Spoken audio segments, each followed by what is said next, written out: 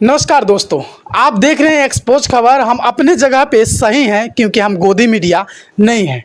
दोस्तों, अभी हम पहुंचे हुए हैं तरारी विधानसभा में। जो तरारी विधानसभा की जनता लगातार प्रयास कर रही है, जूझ रही है कि आखिर हम लोग को कब विकास की ओर गंगा बहेगा और जो है शिक्षा और स्वास्थ्य पे काम होगा।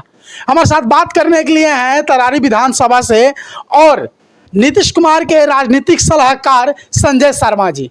आइए हम इनसे बात करेंगे और जानने का प्रयास करेंगे कि आखिरकार विकास पुरुष कहे जाने वाले नीतीश कुमार के राजनीतिक सलाहकार रह चुके संजय शर्मा जी और उनका ही अपना तरारी विधानसभा पीछा क्यों है।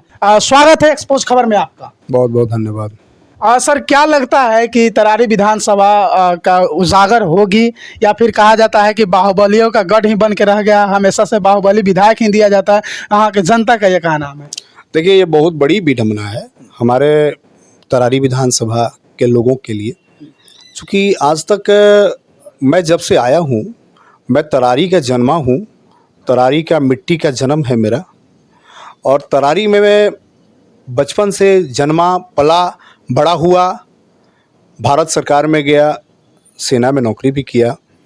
सेना से नौकरी करके वीआरएस करके जब आए तो अपने तरारी की ओर गए, मूव किए। मुझे लगा अपने जन्मभूमि में जाना चाहिए। जन्मभूमि में गए, कई महीनों कई दिनों तक घूमते रहे, देखते रहे।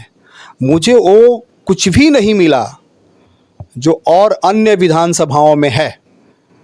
जनता के सुख सुविधा के लिए, जनता के विकास के लिए जो अन्य माननीय विधायक के द्वारा जो कार्य किया गया है, वो हमारे तरारी विधानसभा में मुझे कहीं भी नहीं दिखा। मैं उसी दिन से संकल्प लिया, प्रण किया और कसम खाया।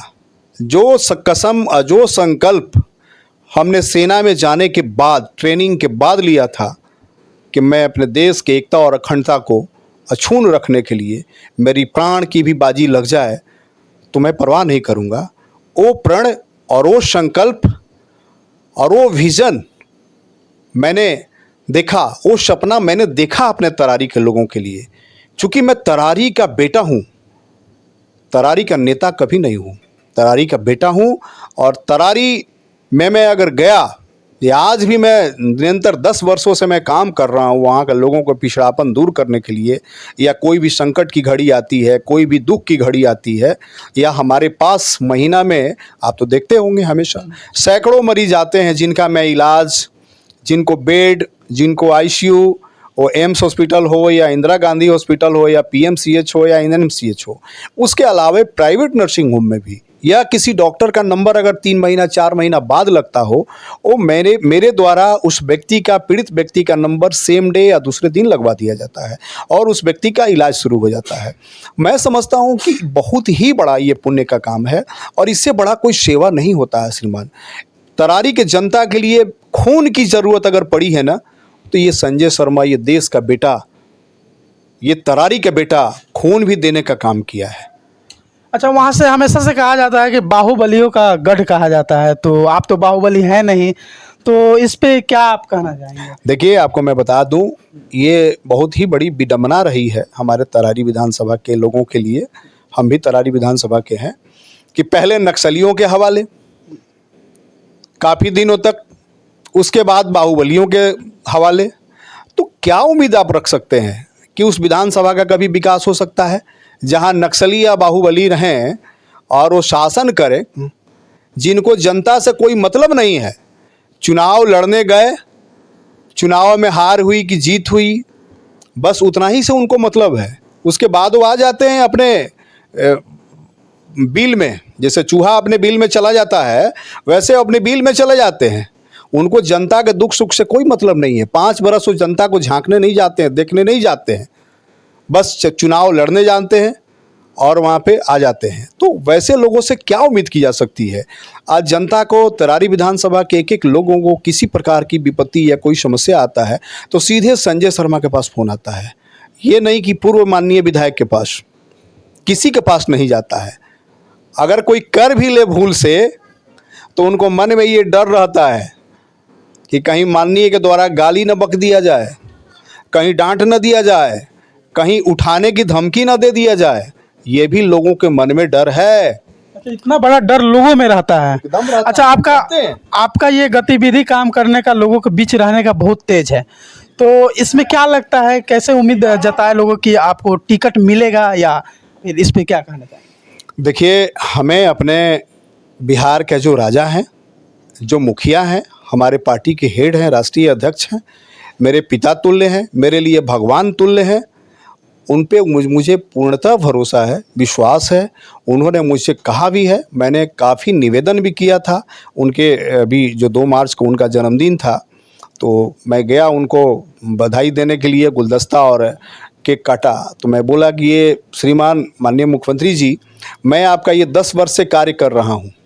तो उन्होंने कहा चलिए अच्छी बात है। हम बोले सर आप राजा हैं, इसलिए मैं आपको कुछ दे नहीं पाऊँगा, इसलिए मैं आज कुछ मांगूंगा। आज तक आपसे मैंने कुछ मांगा नहीं है, आज मैं आपसे मांगूंगा।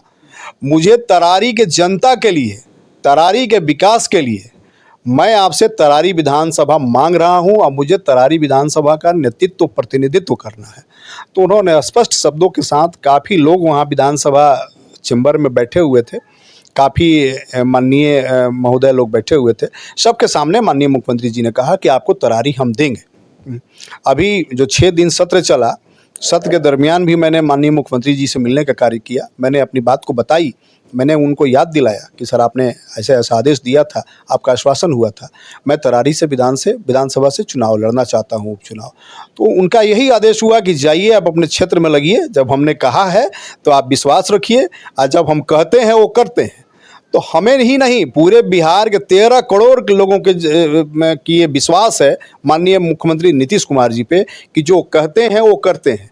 तो हम क्यों नहीं विश्वास करें अपने राजा पे, अपने भगवान पे, अपने पिता तुल्य इंसान पे? एकदम करेंगे। और मुझे पूरा भरोसा है कि माननीय मुख्यमंत्री जी के द्वारा मेरी बातों को सुना गया है और आगे भी सुना जाएगा। और मुझे पूरी उम्मीद है कि मैं अगर जितना दिल से, मन से, धन से, जैसे भी कार्य करता हूं अपने तरारी विधानसभा के लोगों के लिए, मुझे एक दिन पूर्णतः तरारी के लोगों का सेवा करने का मौका ज़रूर मिलेगा। ये मेरा अंतरात्मा कहता है, मेरा विश्वास कहता है। और तरारी में मैं विधायक बनने नहीं जा रहा हूँ, मैं आप लोगों को बता देना चाहता हूँ। मैं तरारी का बेटा हूँ, तरारी का जन्मा हूँ, और जिस मिट्टी का मैं जन्म लिया हूँ, जिस मिट्टी से, उस मिट्टी का कर्ज अदा करने के लिए मैं जा रहा हूँ कि ताकि तरारी के लोगों को पिछड़ापन दूर कर सकूँ और तरारी के लोगों को आगे बढ़ा सकूँ।